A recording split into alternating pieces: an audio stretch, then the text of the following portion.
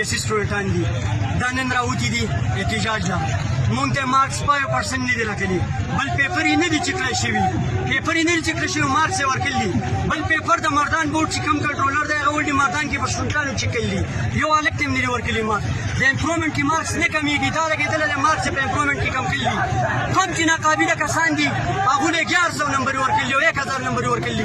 زمونږ په کلي کې هلک ته میس پیپر یې نه دی ورکړی د هغه 1024 نمبر راغلی میس پیپر یې نه دی ورکړی د دې مطلب دا شو چې د 4 پیپر یې نه دي ورکړي او 8 پیپر یې ورکړي د هغه 1024 راځي او زمان یې 12 ونه پیپر یې اخیستي دي د 3 پیسې